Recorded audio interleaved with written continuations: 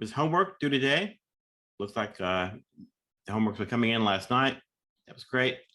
The homework was to convert your basically your graph, take the combination of your block output and the graph output and build these little structures. And if we had another homework slot, we would have then combined them to build larger structured islands. It's kind of a neat thing to see happen. You begin to see the structure of chunks of the code emerge. It's kind of nice. And then there's things you can do with that. If we had a lot more time, we could turn around and we could build expressions for it and do a whole bunch of stuff, but we just don't quite have time to do that this year. This started out as I thought this is gonna be great. There's not many interruptions, but after the break, it's been a mess. Anyway, not your fault. Clearly my fault. So that was it. Build it, call it Flow Pi. Outputs look like this, where you're indicating the next address to be executed using the label. And we're not going to do this, so you can ignore that. There will be one more homework, but I don't plan to give you an incredibly obnoxious homework while you're having to do something else as well. So I'll give you a nice light and fluffy homework. That puts us one homework short of where we should be. So what I've done is just given you all full points for the last homework. So there will be the correct number of homeworks. 2 of them will be dropped. The 2 lowest grades will be dropped. For some of you, that means you have perfect homework scores if you get this one right. So we'll see. Let's go back to concolic execution. We started talking last time about symbolic execution and the ways in which concrete execution and symbolic execution might work. How each one of them could potentially solve a problem, but in a different way. And now we're going to look at combining the two, right? Combining concrete and symbolic execution into the portmanteau concolic, and we'll see if that can help. The basic idea. So we identify a set of variables that are inputs to whatever it is we're looking at. It could be a piece of code. It could be and maybe an entire program. It just depends. But we have to identify here is the information that's going to be provided for the program to make decisions at runtime. We instrument the program, and if we had more time, I would have probably spent some time talking about PIN. We'll talk about it a little bit today, maybe less than I would like.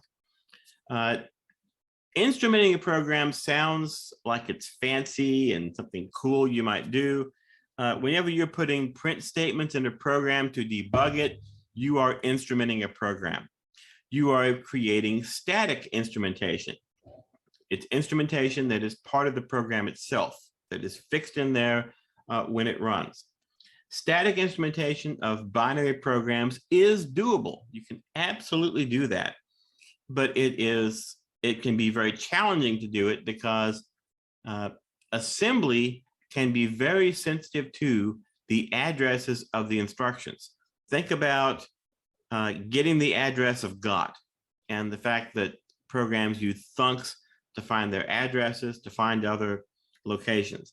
Less so in 64 bits, but it's still there anyway, right? Because we do lots of RIP relative branches.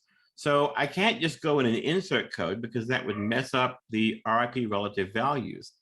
And I can't just go ahead and overwrite code because some instructions are really short. So there's lots of things to think about when you're trying to do this. A few tricks that people use. Sometimes they'll use the CC byte, which is int3, which we've talked about previously when I talked about how GDB worked, because GDB basically instruments your program in order to create breakpoints and watch points. And sometimes you'll overwrite a few bytes of the code with a branch to enable hopping into your instrumentation code. You'll then emulate it. The most common way to do that is to create a full copy of the program and then overwrite critical points in the program with branches that go to the copy. And so the idea is that when I compute a relative address, I go to the right address because I have the program sort of intact. Anyway, so instrument the program, then we pick some initial values, and we concretely execute the program on those initial values. We run it, we run the program, and we provide, whenever it needs a value in order to make a decision, we provide one of these values. Once we have this, we then have the recording of the trace. This is how the program unfolded over time, right? We know where the program went, etc. And we can generate constraints on inputs and the path conditions. Okay, and when we do this, we can symbolically re-execute the program on the trace. And as we walk through symbolically, we reach a decision point. Instead of just saying, well, X is 5 at this location, or EAX is 5 at this location, we might be able to generate a constraint that says EAX is greater than 100, because that's why we took this branch we took. The idea is, one of the things we talked about last time, which has admittedly been a while, is that symbolic execution generates this huge tree that grows rapidly because the conditions in a program are, blow up exponentially. So what we want to do is aggressively prune the tree. And one way to do that is say, hey, I have this trace that goes through the program, and I only care about that trace. And so we only care about branches and nodes on the tree that are part of that trace. So this aggressively prunes the tree, so we wind up with just a path through it instead of trying to build the entire tree. Once we have the symbolic expression for that path, and so imagine imagine a C program, and I take a path through it. I'm going to execute a series of instructions in the C programming language. When I'm done, I can just write those down, and that would be the equivalent of my program for those inputs. What I can do then is convert this to, let's say, conditional concurrent to SSA, static single assignment. And then I can do back substitution and wind up with expressions for each one of the conditions in terms of the initial set of values. Once I have those conditions, I look at the last condition on the path, right? And I negate that condition. So I come to the very last branch before the trace terminates. And let's say it checks to see if EAX is 0. And it is, and it returns. So what I would do now is go in and say, okay, well, I'm going to negate that. So EAX is not 0. So I know all the things along the path, but I also know that here at the end, EAX has to not be 0. Is there a value of, is there some set of inputs that will give me EAX not 0? Maybe and maybe not. How would I figure it out? Well, I then walk back through the path and I use each of the conditions as a constraint, and I build up a set of constraints in a satisfiability solver like Z3. I turn the crank and I see if I get new input values. And I may or may not. If I do get new input values, I go back up to the start of step 4. I concretely execute the program on the new input values. Then I symbolically execute the program on the trace to generate the constraints, negate the last path condition if I've not already negated it, right? So I get to the end and it says EX was not 0. That's the last condition. Oh, well, I've already done the EX 0 condition and the EX not 0 condition. So I got to move back 1. And I keep doing this until I've exhausted my search over the conditions that I care about. And if I have no more, then I halt. And this way I can derive an execution of the program, right? I use concrete execution to give me a trace to the program based on concrete input values. I symbolically execute it in order to find the condition I can negate. I use satisfiability to allow me to negate that condition in terms of initial inputs, and then I run it again. That's my Concolic execution cycle. So instrumentation, PIN is a dynamic instrumentation system for binaries using the Intel platform. PIN is actually developed and maintained by Intel. And it's a really powerful and pretty neat tool. The advantage of dynamic instrumentation over static instrumentation, right, over the print statements that you bake in your code or the other stuff you do to the code, is that you don't need to recompile the program to instrument it. PIN uses a number of tricks to watch your program as it executes and catch conditions that we care about. And you tell PIN where to insert instrumentation, you tell it what kind of instrumentation to insert, etc. There's good documentation on it online, and there's lots of examples of people using it. So I gave you a description of what concolic execution looked like, but it was fairly abstract. Let's go through a concrete example, and we'll use the same one we used last time, which is this little program over here with the assert in the innermost if. So here the inputs to this are x and y. Those are the arguments to this little function f. We need to instrument the code, and then we need to pick initial values. And so let's pick x and y both 1. And then we'll execute f of 1, 1. And in this case, when we execute the program with f of with x is 1 and y is 1, we compute z is 2. We check to see if x is 100,000, which it's not, it's 1. So we're done. So the branch is not taken and we're done. So now we symbolically execute. So we know what the path was. The path was we came in here and we did not take this branch and we exited. So we know that z is twice y. That's one condition we can add to our solver. And we know that x is not equal to 100,000. That's another condition we can add to our solver because we know this branch was not taken.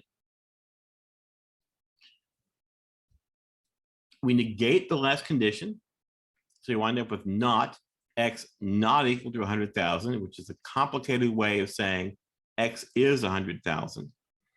And we just call the SMT solver to turn the crank and get a new x and y. And so we might add this as a constraint on our space where x is a 32-bit int and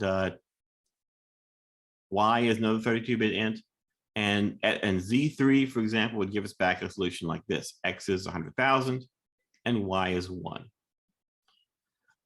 So now that we have this new set of inputs, we run this again. We say, what is F of 100,000 and 1? So we come in here, X is 100,000, Y is 1. So Z gets set to 2. X is 100,000. So we come in here, is 100,000 less than 2? Nope, it's not. So we don't take this branch, we come out and terminate. So the outer branch is taken, but the inner one is not. So now we have another path, right? We come in, we do this, we take this branch, and we don't take this branch. That's our new path. And we symbolically execute. So along that path. So Z is twice Y. X is 100,000. X is greater than or equal to Z, right? We didn't take this path. And so we have the conditions here. And this mentions Z, and if we went through and did SSA, we would then substitute. We don't need to in this case because we're not repeatedly assigning to anything. So we can just put that 2y straight in here, and we get X is greater than or equal to 2y. So here are our two conditions.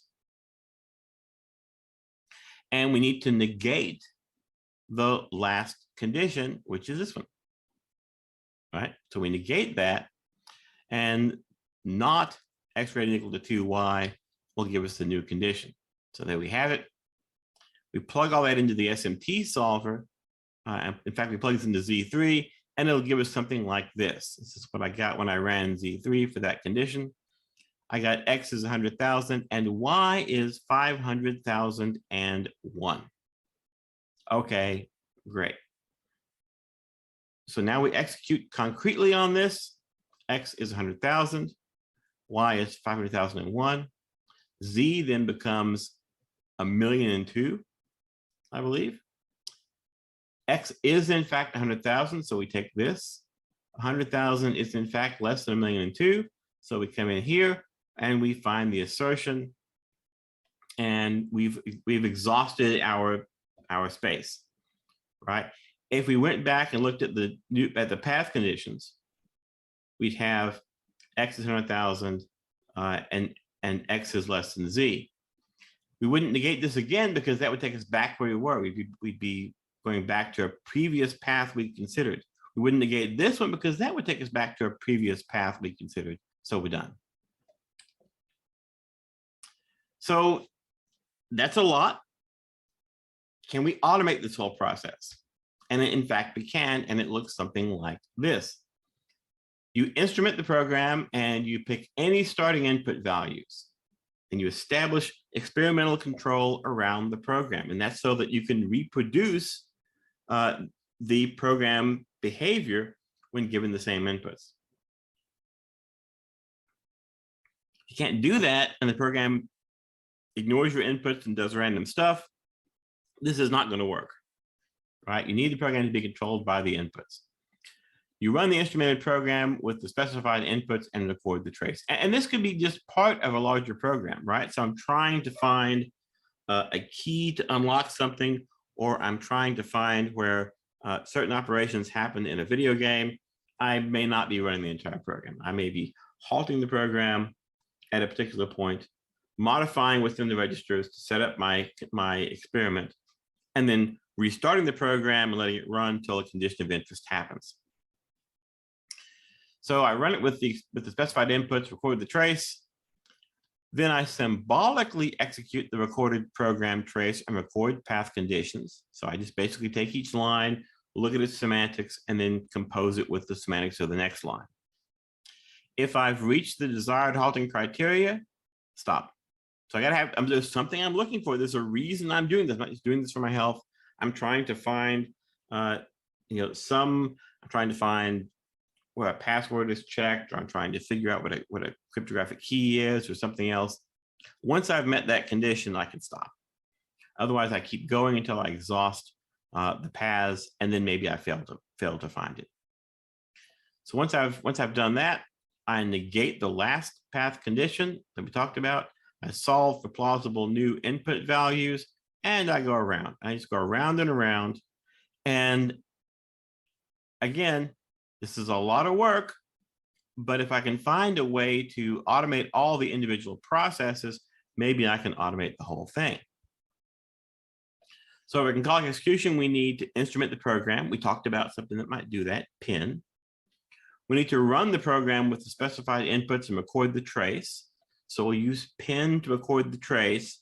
And for running it, just run it. We need to symbolically execute the recorded program trace and record path conditions. For that, we need program semantics. We negate the last path condition. We can just do that with Z3, and solve for plausible input values. Do that with Z3, right? We'll just wrap the last condition in a knot, and we'll plug it back into Z3 to get the result. And so we have a way to solve for almost all of this, right? We have pin to do this, we have pin to do this. Capstone plus semantics will get us this. Z3 will get us these last two. The only item we don't have right now is semantics, because and so we're just going to go ahead and talk about how you might get that. And one way to get it is through a tool that provides it, like Triton. So Triton is a dynamic binary analysis framework. So dynamic, it's going to do stuff at runtime. It's probably going to be able to do stuff to code without compiling it. That's something you should think when you see dynamic. It provides internal components like a dynamic symbolic execution engine. Symbolic execution. That's what we want. That's the part that is missing. Provides a dynamic taint engine. We haven't gotten to talk about taint analysis here, but it's basically, think of it as determining when a piece of code has been touched by a piece of data has been touched. And then abstract syntax tree representations of the x86, the 64-bit x86, and the AMD architecture 64 instructions is the ARM. SMT simplification passes, so satisfiability modulo theorems, an SMT solver interface, and Python bindings. That's our favorite thing right here. It's mainly used to provide help during reverse engineering. So a whole toolkit for dynamic binary analysis. What's in there? So we haven't talked about TANE analysis, but that's okay. Dynamic symbolic execution, again, that's something we want. An SMT solver, that's great. AST representation of semantics, that's the piece that was missing that we didn't already have. And then simplification and Python bindings. And Triton uses Capstone and Pin and Z3, and that's how it works. It uses all the stuff we've been talking about so far in the class. It's built out of that. And in fact, I'll mention that Z3 is right there. There's the Z3 SMT solver. You can use other solvers, but Z3 is the one it will use by default. So the way that it works is you provide all the stuff it's got to have. There can be inputs that come into it from a variety of different places, from instrumentation from Pin, from emulation systems like QEMU, from GDB. Right? GDB is a way of doing instrumenting and an execution of programs with that instrumentation in it, from IDAPRO, etc. So you pass that in, and we give it an initial context. Here's where you start, and it does concrete execution. And it also, we can give it the opcodes, and it will disassemble it using Capstone, and it has descriptive semantics from which it builds the AST, and it can do symbolic execution. So here's the concrete side, here's the symbolic side. It can use an SMT solver to feed this, and it all comes together and we get the result. If you want to use Triton, you'll need to install it on Ubuntu. And for some reason, it seems to get harder every time I teach this class. It just does. It just gets harder. It's easy to install it on Kali. It's a little hard to install it on Ubuntu, but you can get there, I think. So running through it last night on this machine, the following process worked. Your mileage may vary. You need some stuff. You need Z3, which you probably already have, and the dev library for Z3, which you may already have. You need libboost. So those who do not know, Boost is a very common, very widely used C++ library, mostly a template library. There are interesting papers written about how Boost is built almost entirely out of template metaprogramming. So very little compilation is necessary if you need a new copy of Boost. CMake, which if you've never used CMake, congratulations, but you'll need CMake. And then the Python dev libraries. And so if you don't have any of those, this line will get you whatever you're missing. You then need to throw away Capstone. You need a newer version. Well, I'll get that in a minute. You need a new version of CMake first. Sorry, getting ahead of myself. You need a version of CMake. If you do an apt update, you will get an older version of CMake, which will not work. So you need to remove CMake, and then you need to install it. In this case, it turns out the newest version is available through Snappy. I'm not a fan of snaps, but this will get it installed with minimal pain and effort. The alternative is to build it from source. Which is I actually just tried that and it didn't work. It couldn't resolve it. Oh, it couldn't resolve the snap? Yeah, it said it couldn't find the server. That sounds like a server down or not connected to the internet. Do you think that probably server being down or something blocking your access to the server? I was able to do this now. What now? But I'll try it again last night and without too much pain. So, all right. So if that doesn't work, you can always grab the CMake source and install it. But it's not available in the apt repository, sadly enough. Okay, once you have CMake, and you have to have the newer CMake, You still have one more problem, which is that Capstone is the version of Capstone there is a problem. Either it won't find lib capstone dev, or it's the wrong version. In either case, you can easily correct that by building the Capstone development library from source using CMake. And you can do that just like this. So you would remove the existing lib capstone dev. If there's one there, you'll clone the repo. That's the repo for Capstone. You CD into Capstone, you make a build folder, you then CD into build, because I'm a big believer in out of source builds, because I'm strange. And then CMake ... This says go find your CMake file in the parent folder, because you're in build, and it will then look up in Capstone and find it, and it will build the make files. Then you can make install, and there you go. If for some reason you were starting from scratch, you could install Build Essential via apt, but you probably won't need to. So this gets you Capstone. So now we got CMake. CMake let us get Capstone, and Capstone is going to let us build Triton, because there's not a nice distribution for Triton. You have to build it from source. So we can clone the repo. We CD to Triton. Again, out of source builds are a great thing to do. We use CMake to build it. And then we can do this make with J2 install. And you'll need the Python interface, which for some reason used to be included when you did this. But last night when I did this, it was not. So I had to do pip3 install Triton. And I also had to install NumPy, which I hadn't noticed on my previous machine, because it has Anaconda on it, which gives you NumPy. And so I hadn't noticed that I needed it, but apparently you need NumPy as well. So hopefully, if you all can make that work, and it sounds like some of you are having trouble with it, you will be able to then use Triton. And so let's see what that looks like. So we've got ELF tools. We've been using it with Capstone already. And so we'll come in here and we'll grab an ELF file. We'll open something like user bin echo as a binary. We'll then turn that into an ELF file. We'll get the text section.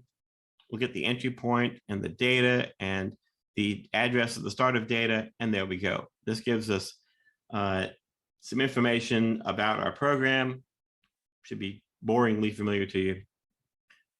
And then we can use Capstone to, in this case, we're going to build a function that gets an instruction based on its address. So from Capstone, we import the stuff we need. Put parens here so that I can have it go around to additional line. And then we make a generator, and we define a function called capget. We give it an address. It gets CS, and it disassembles, and it does a slice of data to get the right bytes, and it gets the address here. So it knows the address of the start of the slice of bytes we give it. We then get the next instruction from there and return it, and just throw this whole disassembler thing away. Incredibly inefficient, but it does the one thing we want to do. If you're running this in a big program, this will not work well. This will bog your program down, because it turns out this is really costly to build a new one of these. This line right here, where I'm building a new one, is very costly. Next here, much less. So that's why in my blocks program and my graph solution, I basically populate a cache with it by running next, just running next straight to the program. And maybe I won't use all those instructions, and maybe I'll be off by a lot of it, but it's so much cheaper than repeatedly running disasm that it's worth doing. So here we go, we got this, and I can go and get the thing at the entry point. And what I get back is NBR64, which is what I would expect to get back. So now let's go over and think about Triton. So to work with Triton, you need some stuff, Triton context and a few other bits and pieces.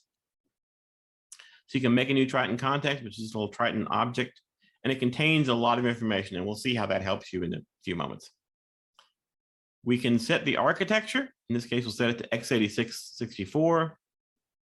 We'll set the mode. We're going to use the mode is going to be aligned memory. Again, Triton can't swallow the entire ocean. It can't solve every single thing. It needs a little bit of help. And so by telling it things like memory is properly aligned, we eliminate a lot of the conditions that it might have to worry about. So we set that to true. We need an AST representation. And so since we're going to be working with Python, we set our AST representation to be Python. And what's going to happen is it's going to build our AST nodes as Python code, which is kind of neat. All right, we'll see all that in a little bit. There's some documentation pointed to down here. So we're going to represent the semantics of instructions in this AST as Python, which is, again, that's nice. That's executable. So we could do the same thing we did before with Capstone, just do it with Triton. So I give it an address. So let's see what that looks like. So here's my try get. I give it an address. I go and make an instruction object. I compute the offset, just like I did before. I take the start address, subtract the address I'm looking for, take the address I'm looking for, subtract start address, sorry, and get the offset into the program where the address I care about resides. I set the opcode equal to data at offset to offset plus 15. What is this doing? Well, instructions on the x86 are at most 15 bytes long. So I'm grabbing the 16 bytes that are right here and passing that in as the opcode. And Triton is then going to interpret that. I set the address for that to be here. And this is all part of this instruction. So here are the bytes that make up the instruction. Here's the address of the instruction. And then I call processing on that instruction. So I have a context, which may provide information that I need to help me do the analysis. And I process the instruction, and then I return TI. So it's basically, I construct an instance of an instruction object, populate it, and then return it. And so if I call try get on the entry point, I get back this. Looks just like the disassembly of the entry point. So far, nothing too exciting, although this sort of points at something else potentially going on, right? I could have constraints or other things in this context that might affect the way in which I process the instruction. We have a lot of the same information in the instruction as we did in Capstone, because there should be no surprise here. Triton is actually using Capstone under the hood to do its work. And so of course it's going to look the same. So I can get the opcode. Now I passed it 16 bytes, but I only get back the ones that it actually needed to construct the instruction. And so if I get the opcode, I get this byte array, that's what B means, of F3 OF 1E FA, which is in fact NBR64. I can ask for the address and get that. And I can even ask for the next linear address for an instruction and get that back. So B0 is where this byte is located, B1, B2, B3. And so the next thing in the sequence would be at B4, and that's a quick way to get that piece of information. I can ask if it's a branch instruction, and NBR64 is not a branch instruction, so I get back false. And I can ask for its operands. NBR64 doesn't have any, and so I get back an empty array. So far, nothing too bizarre or surprising or fancy about it. There's a different way of accessing much the same information. But we can actually do some other stuff. So we can learn some things about what's going on in the program. Even with NBR64, which you may think is a no-op, it doesn't do anything, we don't care what it is, it does, Triton does actually model the effect of the NBR64 instruction. And this is really a no-op. I want to stress that. You've seen it many times. You know it has something to do with branch protection, but it by itself doesn't do anything. The way that it works is if a protected branch, if we mark a branch as protected, and the target of that branch is not an NBR64 instruction, the processor raises an exception. But this instruction by itself does nothing. right? It just is the target for a branch. All it does is waste 4 bytes. And so if we want to be precise about what's happening on the computer, we actually need to model the wasting 4 bytes, and that's what Triton does. So I'll go up here and I get the written registers, and it in fact writes to one register. It writes to RIP, which is a 64-bit register. These are the bit values, and this is what's written into it. And if that looks interesting, it's because that is in fact the address immediately following it. So this is telling me it's going to write this into the 64 bits that make up RIP, which is maybe a little overcomplicated, but that's what it's going to, that's how it expresses it, and that's what it's going to do. And that is in fact that instruction does. It just bumps the instruction pointer.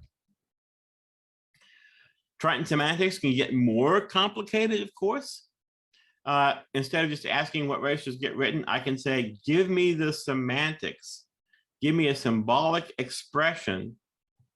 In this case, because we've asked for it to be in Python, give me a symbolic expression in executable Python for the semantics of that instruction. And for this guy, we're just setting RIP equal to 2BE4. And what we expect to see here, we expect to see RIP gets 2BE4, but that is not what we get.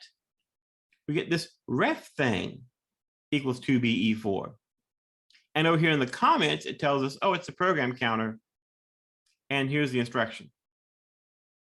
What is this ref 15552? Well, it's a variable. We know that because this is supposed to be Python, and it is, right? But setting a value, a variable equal to some value. Well, this is basically as the result of an SSA analysis being carried around in the context. Okay. So we can actually go in and look at the different instructions. So let's go ahead and we get an instruction that's at 2C08.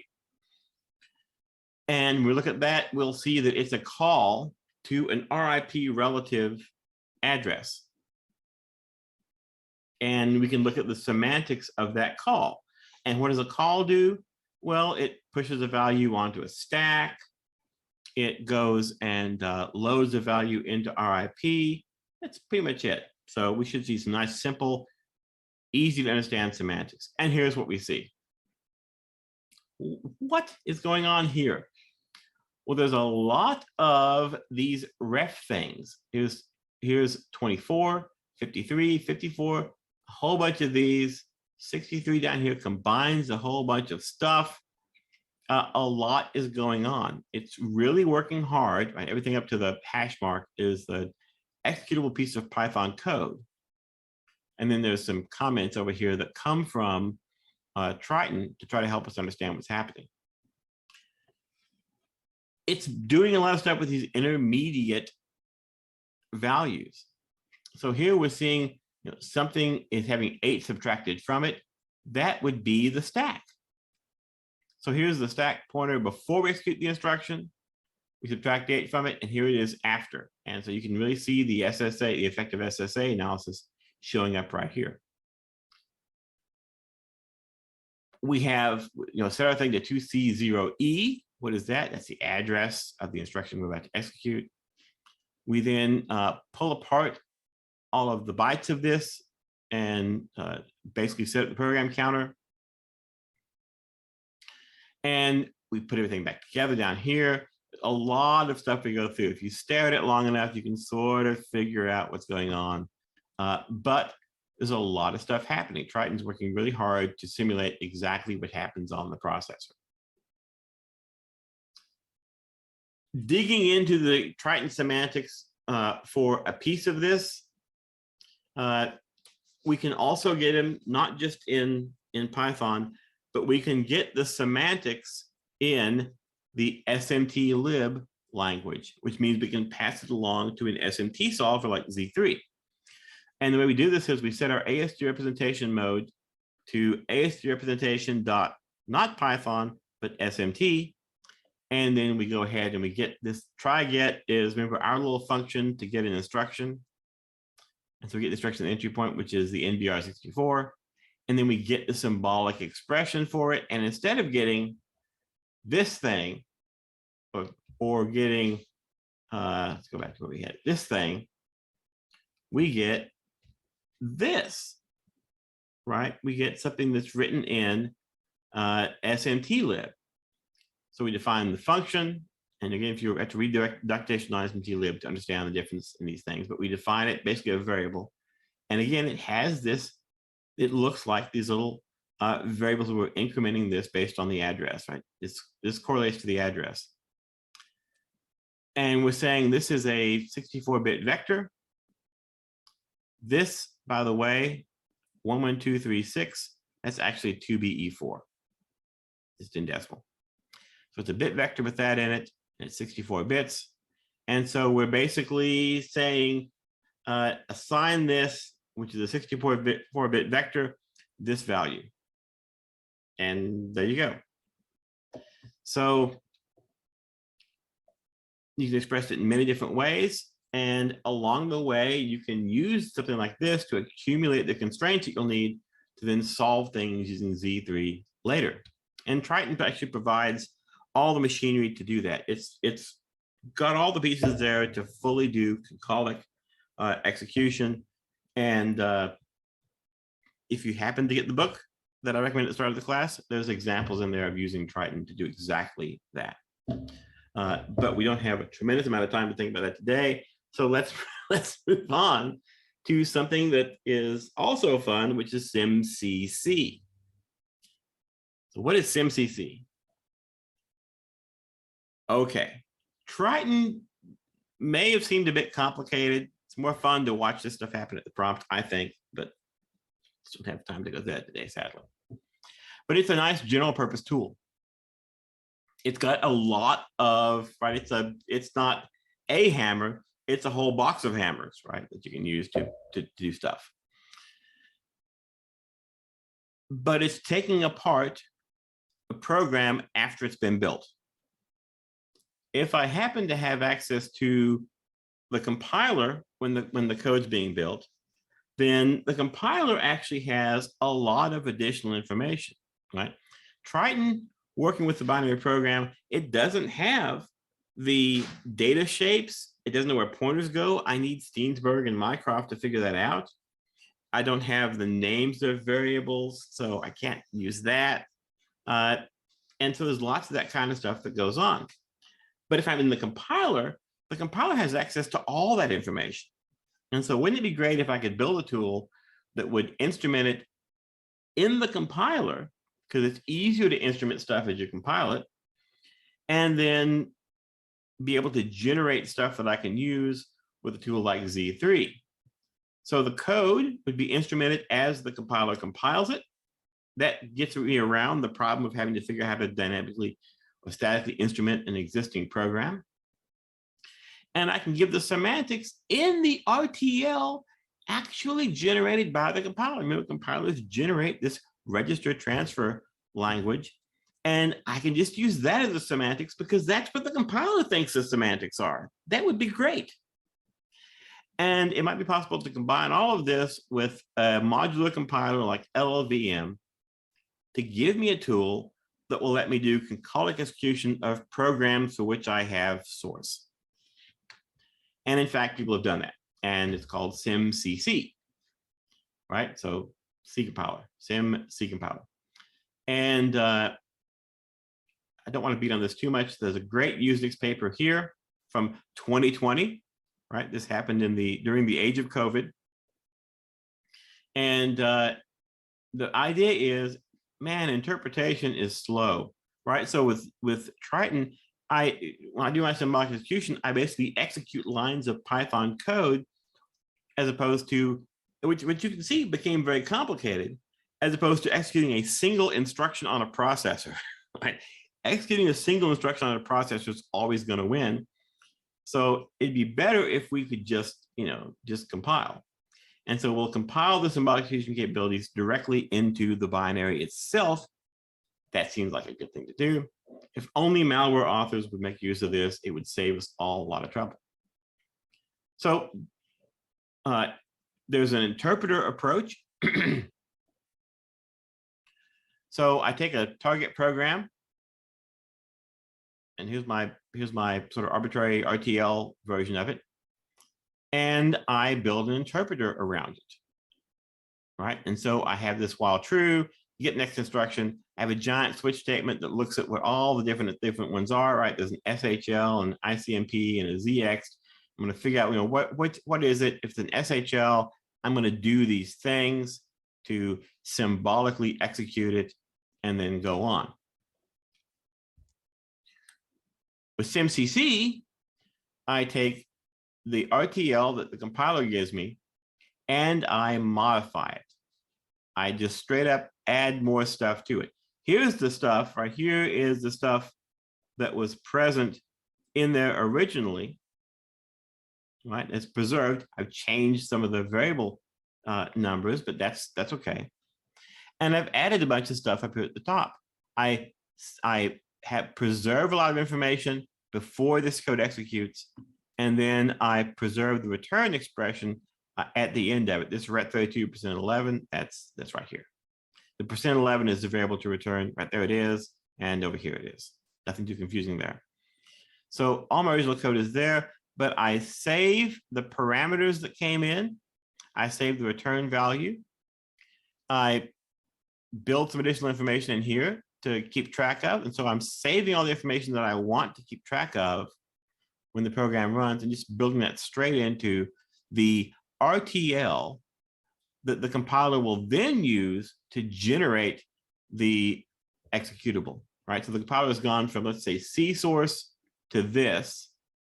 We've modified the RTL, and now the last phase of the compiler is going to generate ARM or x86 or AM or AVR or something else out the other side with our stuff built into it. And the idea is you do this once, right? So they have a big once error here. I do this once. With the previous approach, I have to do this. I have to do all of this work every single time an instruction comes around in order to emulate it. But here I just do it once in the binary and I'm done. So I do a compiler pass. They give me a compiler pass. So you do the initial compilation pass to build the RTL, but then you do an additional pass to do the instrumentation. And back here, we have these build integers, shift left, build equal. We need a runtime library to provide all those functions. So a compiler pass and a runtime library. Should we instrument the runtime library too? No, that would be insane, right? What would it call it? It would call it self, which would then be instrumented. No. So the compiler pass inserts calls into the calls to the runtime library into the RTL. That pass is built on top of LLVM. And so if you've got an LLVM compiler, like let's say you want to compile C or C++ or COBOL, or it's a million different languages, right? Built on LLVM, including Rust. You can now integrate that pretty easily with those. And it's independent of the CPU architecture and the source language. Why? Because that's what RTL is all about, right? This is not C or COBOL or Forth or whatever else it is. And it's not assembly language, right? Over here you have the source. Over here you have the assembly. Everything's being done at this level, so I don't have to think about either one. The runtime library builds up symbolic expressions and calls the solver. There's two options for the runtime library. There's a simple backend, which is a wrapper around. Are you shocked here? Z3. Z3 is a really surprisingly, shockingly good tool. It really is. There's a little optimization here, and it's good for debugging. Then there's a QSym backend. We can reuse expressions and solver infrastructure from QSym, but not the instrumentation. So you have to pick your poison. More information and power, but slower, less information and power, but faster. All right. So we can use, it uses Clang, what they've used for their particular implementation. So we get C and C++. There's our friend Z3. And there's QSym. And you're probably wondering, what is QSym? QSym is another Concolic execution engine This was developed and came out in 2018. And you can go find out more about it in the Usenix proceedings. And I think it's still available for download, although you may have even more trouble getting it to compile. QSIM itself is another one of those things that's kind of a neat idea. It does a lot of the same things that Triton does. It instruments the binary programs at runtime. It uses pin and ptrace, which we've talked about. And doing this at runtime is much faster than Triton's process of interpreting the code, right? Triton builds these Python expressions, and then it executes those expressions to see what the code does. This actually does direct dynamic instrumentation, and so it can be quite a bit faster. There's a good paper on it over here. They've used it for fuzzing, and they talk about how performance is great. We're awesome. Grab our tool. I don't know that it's being really well maintained, so you may have some trouble getting it to compile too. So Triton interprets code. We know that because we saw how it worked. QSIM rewrites the code at runtime, and SymCC compiles itself into the code, right?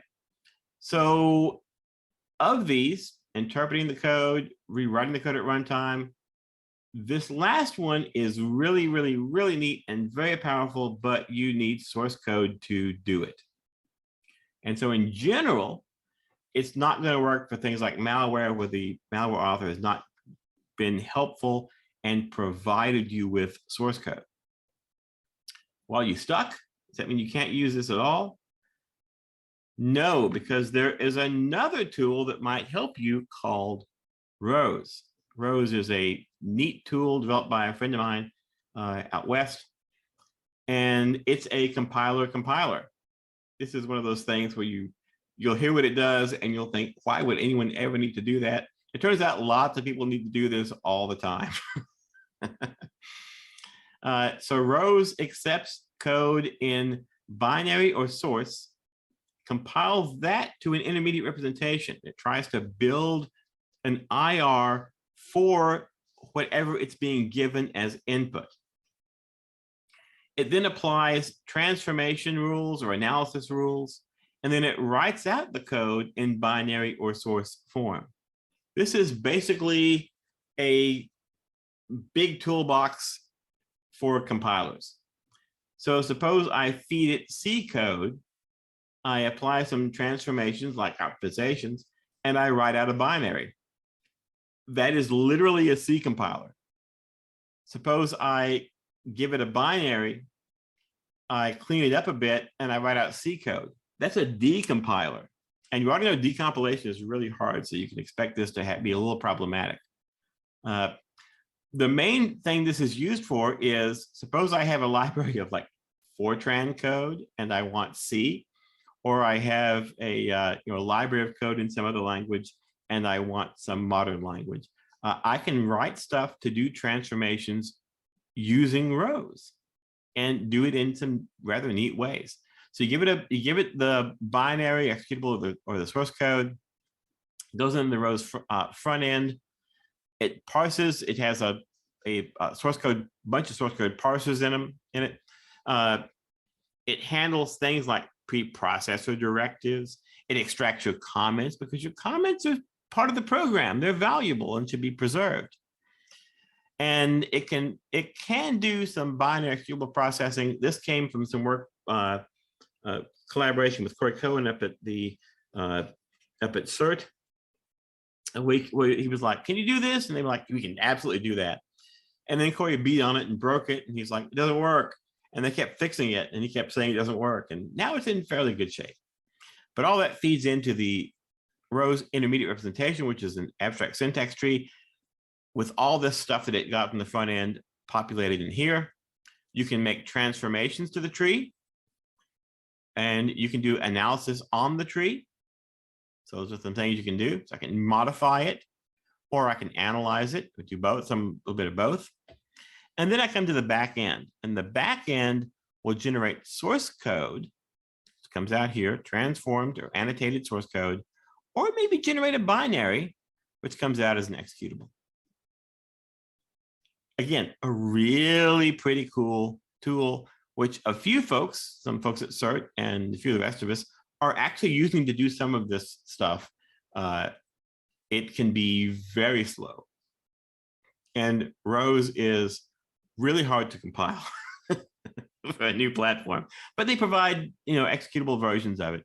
And Dan Quinlan, who's the guy who runs the project, is really friendly and super helpful, and can get you up to speed on using this. Good stuff. Whew. Wow. So all this sounds terrible, but if you want to play with SymCC, it turns out you can get a Docker container for it, which is a really easy way to do things. So we go up here and clone the repo. I cd into SymCC, and I can do a submodule update and then build it, and then I can run it, and we end up with the Docker image prompt down here. This last dollar is actually inside the image, ready to play with SymCC. So if you want to play with it, it's really easy to get up and going on it using that little sequence of instructions. At least I should say it was for me. Your mileage may vary. It's convenient if you can put other stuff in the image. You will want to do that, absolutely. So while you're in the Docker image, you can do an update, and then you can do an apt install of the other stuff you need. There's some stuff that I like to have around. If you don't know how to use Docker, this is not a class on Docker. Learn to use Docker. To use SymCC or Sym++, which is a C++ version, you compile a file. So if you're, again, at the Docker prompt, I can say Sym++.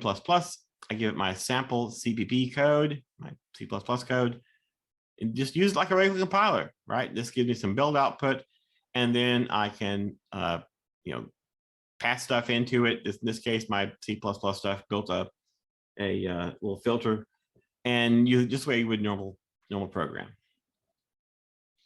As it runs, it's going to build a symbolic representation of the program trace and use a solver to obtain another input that will be written to an output file. And by default, that is in temp output. So when I do this right here, it's going to try to do all that work for me and generate another potential input, something other than Wawa, and put it in temp output.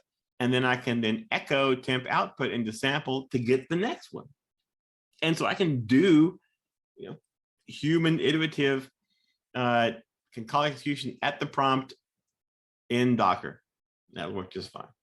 At least it did for me.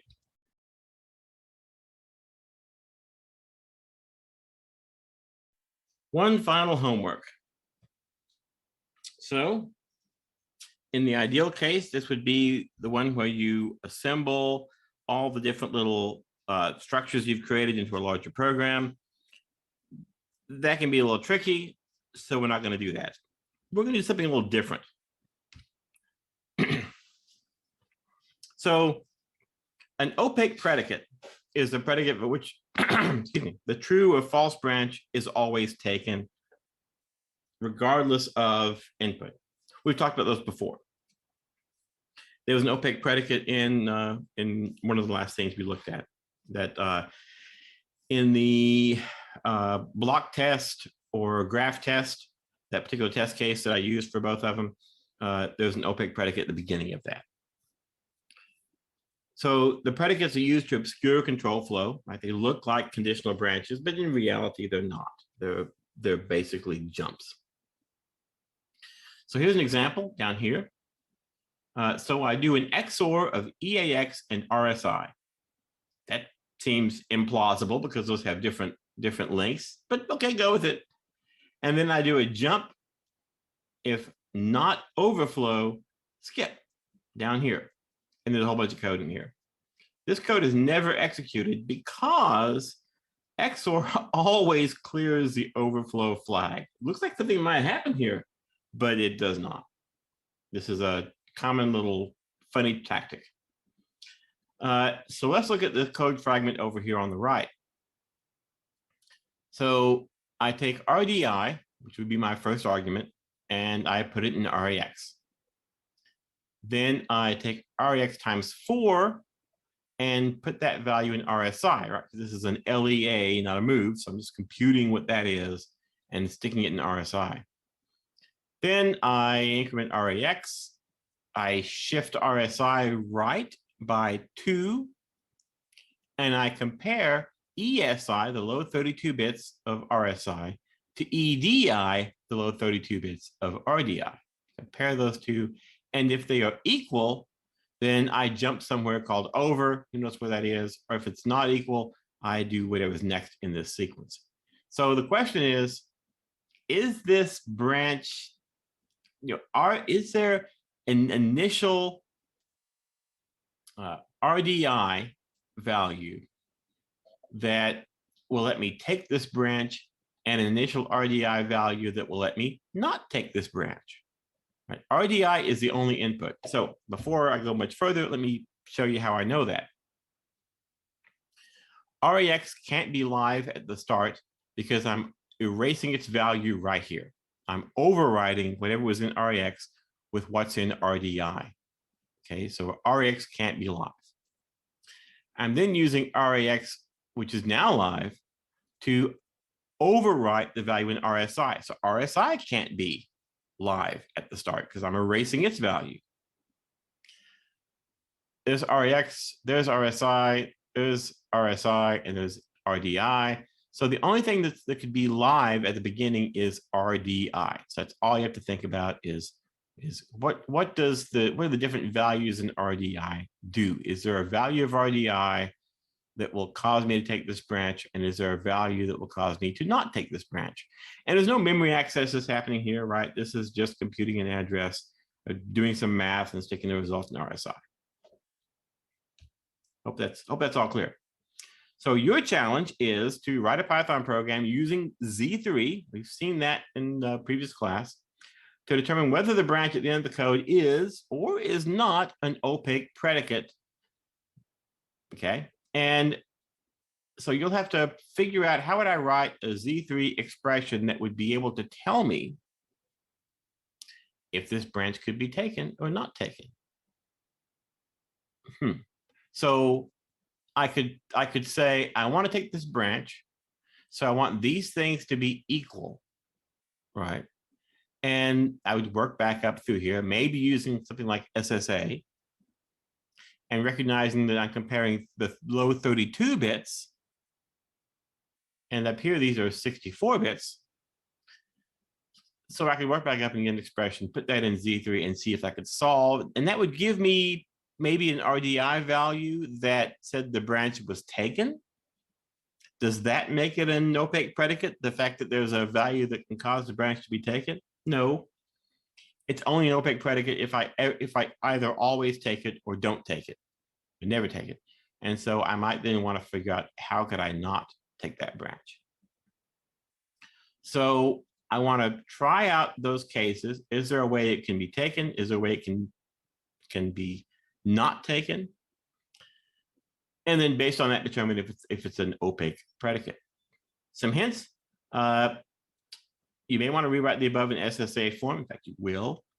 And be aware that any math takes place in a 64-bit or 32-bit field.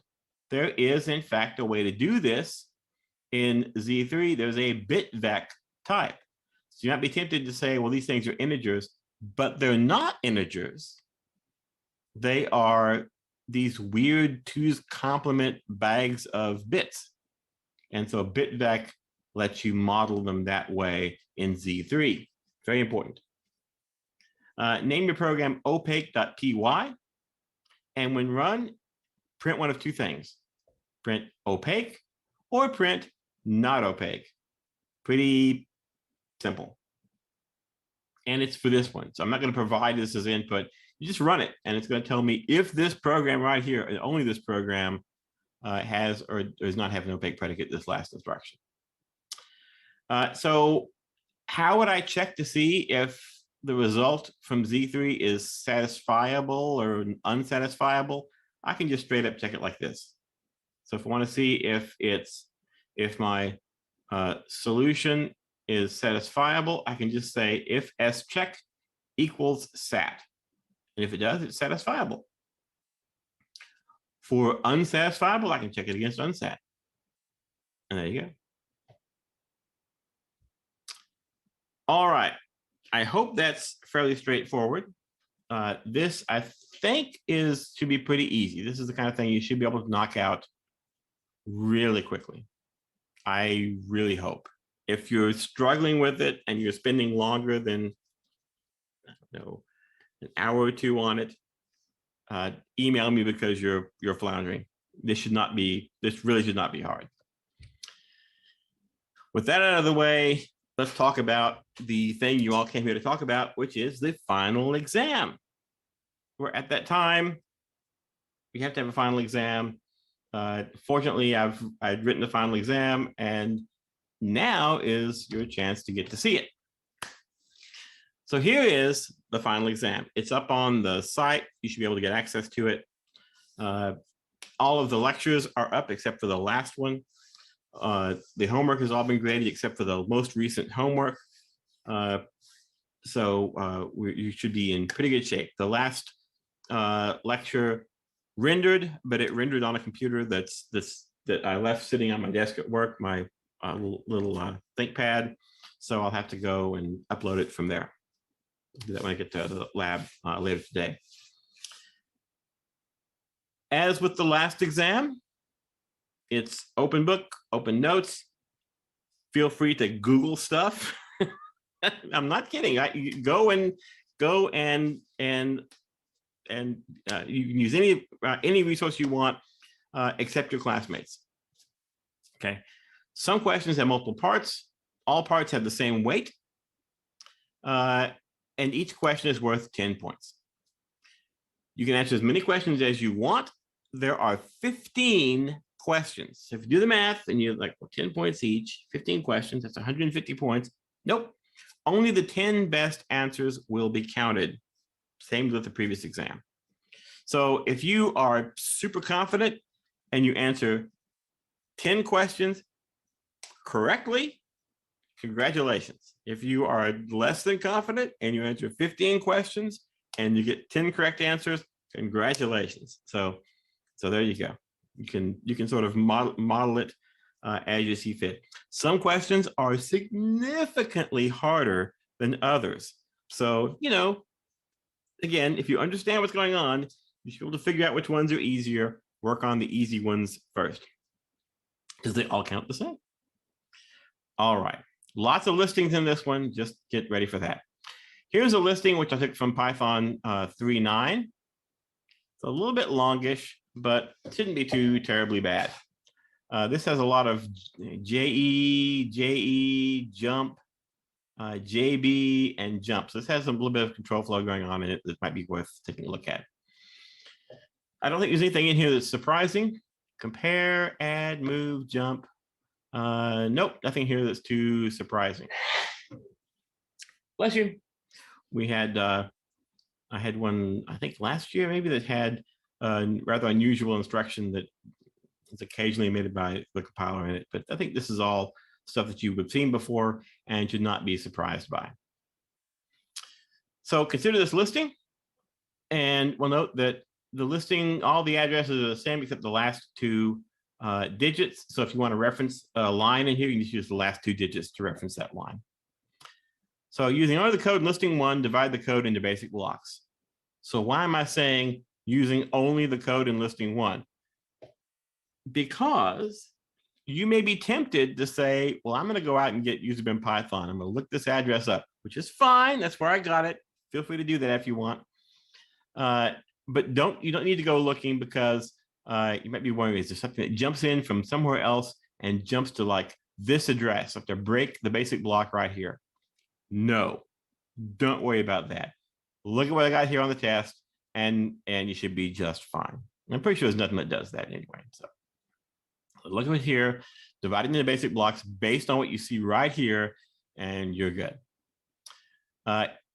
It's sufficient to just name the leaders. You don't have to write out the blocks. So if you figure out that some random address, I don't know, this one's a basic block leader, it's enough to just tell me that, and that's good.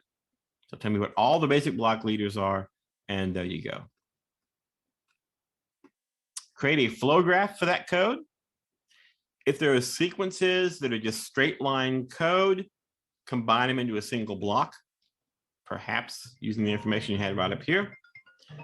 Oh, dang it, come back. And so while this has a lot of lines, I think it's actually going to be much shorter when you consider it that way. But build the flow graph for it and draw that out. Is this a proper program? Why or why not? Well, let's see. It ends with a jump to some address. To think about that a little bit. Okay. Live variable analysis. So you've just done all this work to structure the code. Consider that code again. Assume only RAX is live immediately prior to 6E. What is 6E? 6E is right here. So assume RAX is live immediately prior to this. And it's the only thing we're going to treat as live immediately prior to this. And then do live variable analysis. All right. It might help you if you do one and then do two. Well, you may not want to do that. It's up to you. So you don't have to do the whole thing. I'm going to ask you a couple of questions about it, which is, where do we need phi functions? All right, give me the addresses where you need phi functions, where places where flow is merged. And then tell me which variables are live at each merge point. And consider only registers. I don't care about stuff in memory. So there you go. I'm not telling you to give me the whole live variable analysis. I'm just saying, you know how to do it. What phi functions do you need and what variables are live at each of the merge points? After that, you probably could do the analysis. And then finally, write out the listing in SSA form. Nothing too surprising there. Another disassembly, another suspiciously long disassembly. Sorry about that. This one comes, it says unspecified source. This is a piece of code that I have lying around that I'm fairly confident I wrote. And here it's been compiled with, as you can tell by lots of this stuff with no optimization. So for listing 2, we note that these guys are local variables on the stack, and you can verify that, right? RBP is the stack pointer, the base pointer, the base of our stack frame. And when I subtract from it, I'm referencing something that's inside our stack frame. If I added to RBP, I'd reference something that's potentially in my parent's stack frame. Okay, so there we go. And be aware, just be cautious, because that's all RBP, except right here, there's an RAX. So just be aware of that. Don't get confused by that. Apply Steensgaard's points to analysis and give the final graph, right? The points to analysis is going to build pointers among these different variables and generate a graph, and that's what I'm looking for. Another listing, same unspecified source as the previous one. In fact, if you look deeply at it, you may start to wonder what's happening here. And so have a look at this. Apply Mycroft's type reconstruction algorithm to listing 3. What function prototype can you deduce? It's a whole function. It's got an NBR64. It's got a return here at the end and return here as well. What can you figure out about the type of this function? Okay. 6 is a conditional one. If you answered the previous question, if you answer question 5, then based on your analysis of listing 3, what do you think this listing is actually doing? In other words, I'm asking you to literally reverse engineer this and tell me what it does. But not only that, I'd like for you to decompile it. Can you give me some C code that is the rough equivalent to this function? So there you go. Let's see if you can use the information that you got from here, use your analysis of it to figure out what it's doing and explain it. Whew. Another listing. This one I left a little arrows in so you can see them. This is from user bin ls. Perform type reconstruction on this code. And what's the function prototype that you can deduce for it? This is code out of ls. If you do all that, you might along the way figure out what it does. That's kind of interesting. Symbolic execution, that's number 8. While the loop body, write the loop body of the listing of listing 4. This is listing 4. And the loop body is, I'm declaring to be 16C70 to 16C7D. So 16C70 is right here, and 16C7D is right here. So that is the loop body. Okay, this is the branch that takes you back up to the top of the loop. So write the loop body in SSA form and use back substitution to obtain expressions for RAX, RDX, and R8. Right, those are the things that are mentioned inside the loop body. And pay attention to the fact there's 64-bit registers, but just give me expressions for those. So this will basically turn the loop body into a symbolic expression. Subsequent questions refer to this nice short disassembly, mercifully short. This comes directly out of Python 3.9, so the most recent Python. And there's some funky stuff happening in here. This is, again, real code. The compiler output this code. You should be able to figure out what it does.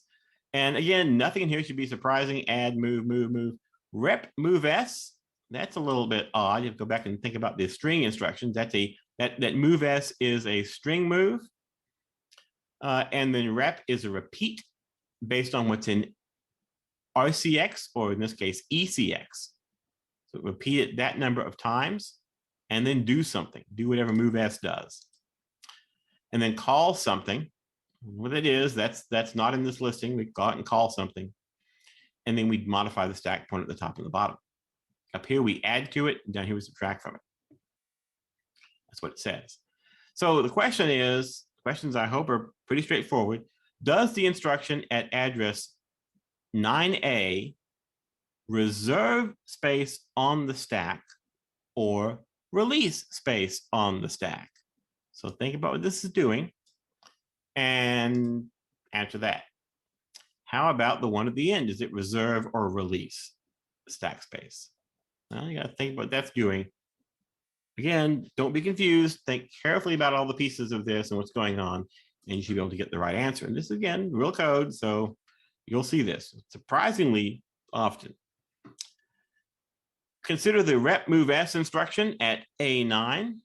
How many bytes does this instruction copy? So you'll have to think about what this does and figure out how many bytes that instruction is going to copy, because that's what it does. Move s copies bytes, the same as move does.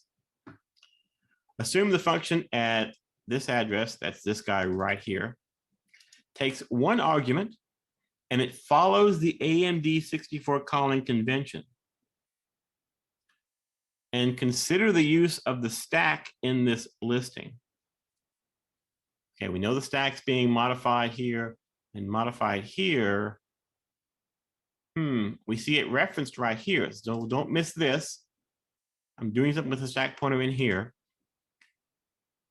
What's happening with the stack? How is it being used? And be as specific as you can be. Tell me what's going on in this code with the stack. An even shorter listing. They're getting shorter and shorter. That's great. Here again is a little piece of source code. This I don't think is unspecified source. I actually think this comes out of the bash executable, I think. It's weird that it does, but I think it does. You can go and dig around and see if I could be wrong. So here's some code. 4 simple instructions. LEA you've seen before, right? Compute something and stick it in EAX. SAR might be a bit of a surprise to you. You might wonder what is SAR. That's shift arithmetic right. So I'm going to take the bits of EAX and I'm going to shift them to the right. And in doing that, I'm going to preserve the sign bit. That's what the arithmetic part is. So If the sign bit is set, then I'm going to shift the 1, but I'm going to keep a 1 in the sign bit position as well. It's basically, think of it as shifting the sign bit, a duplicate of the sign bit in on the left, and then dropping the last bit off on the right. I do a compare, and then I jump if equal. So here's where this may hopefully align with the homework you're doing, because I'm asking you to write an SMT expression. And in this case, I don't care if it's Python or SMTlib, for the case in which the branch of listing 6 is not taken. Okay. And then I'm asking you if it's satisfiable. And then I'm asking you to write an SMT expression for the case in which the branch at the end is taken. And is that expression satisfiable?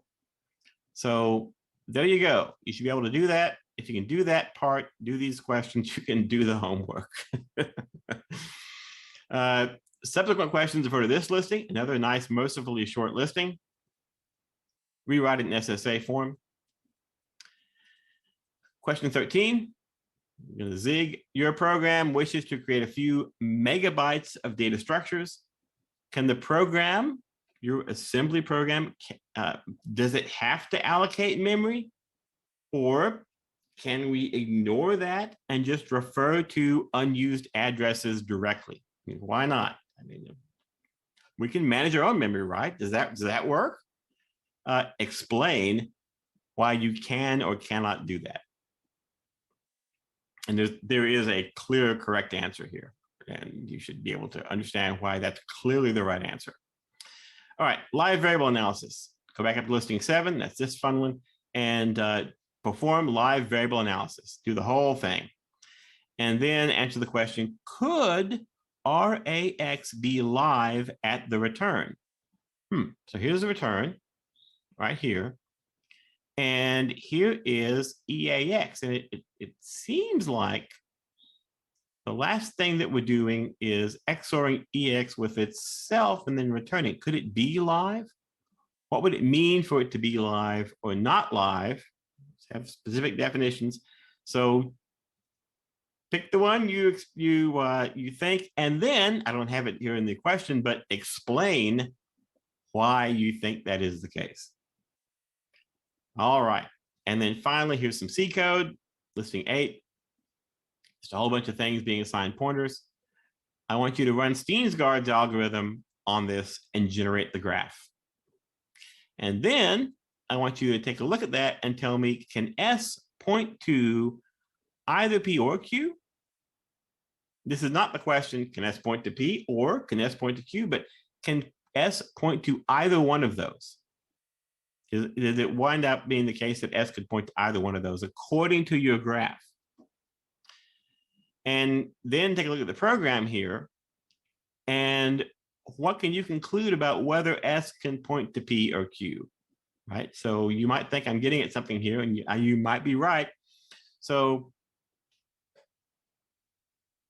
what's happening with P, Q, and S? And does what you get from this analysis make sense when you look at the program? All right. As usual, here's the calling convention, the summary of it. And here is your assembly reference. I think I got all of the instructions that are used in the exam in here with a short description. There's add and call, comp, NBR64, jump if below, which is used in one place, jump if equal, jump if not equal, LEA, move S, that little string instruction. Here's how it works. Pop, push, rep. There's the rep prefix. Ret, SAR, that's shift arithmetic right, sub, test, and XOR. And that's it. So the obvious question is, when is this due? And it's due at the time that our regularly scheduled class exam would have been due if we'd done it in class, which I believe is 10 a.m. on the 2nd. It actually, it's, I could be saying the wrong thing, but it's actually specified in iLearn. So if you have a look in iLearn, you will see. But I believe it is 10 a.m. on the 2nd, which gives you a little less than a week to do this.